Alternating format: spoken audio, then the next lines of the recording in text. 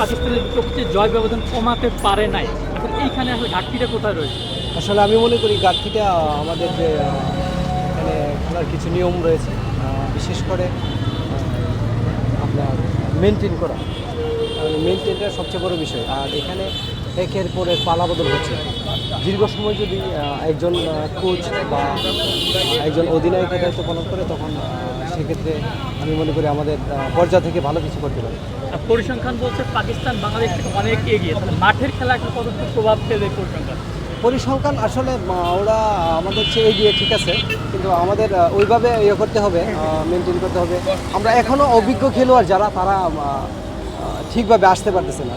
দেশের এখনও দুর্নীতি কমতেছে না, যার কারণে খেলোয়াড়রা এই পর্যন্ত ভালোভাবে সুযোগ পাচ্ছে না। আমি মনে করি যারা খেলতে পারে, ভালো ইয়ে করতে পারে, বিভিন্ন জেলা ওইভাবে প্রশিক্ষণ দেওয়া হোক বা বিভিন্ন ইয়ে করা হোক, ওই মাধ্যমে তাদেরকে আনা হোক। আপনার কাছে কেন মনে হলো যে দুর্নীতি রয়ে গেছে এখন পর্যন্ত? দুর্নীতি রয়ে গেছে। আমি একজন আহতকৃত, আমি আমার একটা জেলা নিয়ে কাজ করতেছি। ইভেন আমি ওইখানে যতটা সরকারি ইয়েতে যাচ্ছি, প্রত্যেকটা জায়গায় এখনও দুর্নীতি পাচ্ছি। এই কারণে আমি বলতেছি। আর পাকিস্তানকে এখন পর্যন্ত আমরা বড় কোনো টুর্নামেন্টে হারাতে পারিনি, তাহলে এটাকে একটা মানসিক একটা দুর্বলতা নাকি? না, মানসিক দুর্বলতা না, যারা খেলছে ভালো খেলছে। আমি আশা করি এই T20 ম্যাচ 3 দিন থাকবে, 20, 22, 24 খুব ভালো করবে বাংলাদেশ, আস্তে আস্তে এগিয়ে যাবে। এই সিরিজে সাকিব আল হাসানকে কতটুকু মিস করছেন?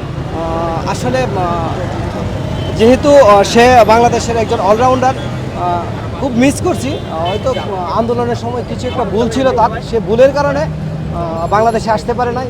তবে আমি আমার পক্ষ থেকে, মানে খেলোয়াড় হিসাবে, তাকে যতটুকু সম্মান করার ততটুকু দেব।